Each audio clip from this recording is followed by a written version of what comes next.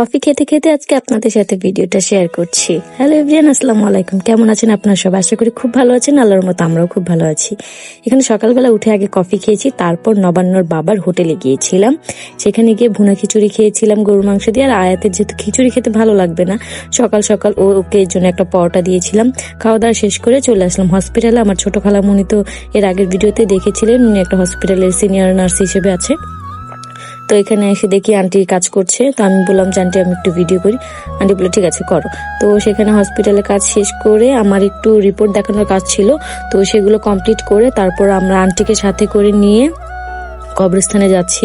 সেখানে আমার খালাতো বোনের কবর আছে, আমার নানি আছে, আমার একটা ভাইগনা আছে। তো সেখানে গেলাম ওদের কবরটা একটু দেখতে। গ্রামে আবার কবে আসবো তার তো কোনো ঠিক নেই, সেজন্য ভাবলাম যে একটু দেখে যাই। তো ওখান থেকে ফিরে তারপর আবার নবান্নদের পাশে চলে গিয়েছিলাম। তারপর বিকেলবেলা একটু ঘুরতে এসেছিলাম। তো আয়াতকে এখানে দেখতেই পাচ্ছেন, ও খুব খেলাধুলা নিয়ে ব্যস্ত আছে, ও খুব মজা করছে। মানে গ্রামে গিয়ে এই যে দিনটা কাটিয়েছে খুব ব্যস্ততার মধ্যে কাটিয়েছি, ঘোরা ফেরা সবকিছু করে আবার সেই রাতেই আমরা ব্যাক করব ঢাকায়। তো ভাবলাম যে আজকের দিনটা যেহেতু আছে একটু মন মতো ঘুরে নিই, এর জন্য একটু ঘুরতে বের হয়ে গিয়েছিলাম। তো এই জায়গাটা খুব ভালো লাগছিল দেখতে, অনেক কালার লাইটিং ছিল এখানে। তো খুব সুন্দর লাগছিল জায়গাটা। আসলে মেইনলি আমার মনে হয় এই জায়গাটা রাতেই সুন্দর লাগে। তো রাত্রে 10:30 11টার দিকে আমাদের বাস ছিল, যেহেতু ট্রেনের টিকিট পাইনি সেজন্য বাসে আসতে হয়েছে, কিছু করার নেই। ট্রেনের টিকিট পেতে গেলে আরো অনেকদিন দেশে থাকতে, তো সেটা সম্ভব না এতদিন থাকাটা আর। তাই ভাবলাম আজকে একটু ঘুরে ফিরে তারপর রওনা দিব। এই তো এখানে আমার ভাতিজি আয়াত ওরা সবাই খেলাধুলা করছিল।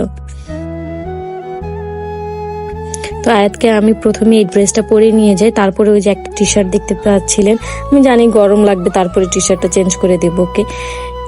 তো তারপর আমরা একটু খাওয়া দাওয়া করে নিলাম। এখানকার ঝালমুড়িটা খুব মজা ছিল।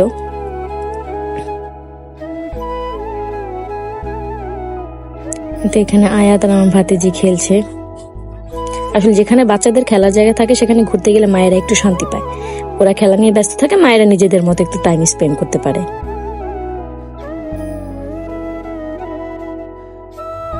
ওখান থেকে তারপর আমি বাসায় চলে যাই। বাসায় গিয়ে ড্রেস চেঞ্জ করে তারপরে এই তো বাস স্ট্যান্ডের দিকে রওনা দিয়ে দিয়েছি, যেহেতু ঢাকায় ব্যাক করব।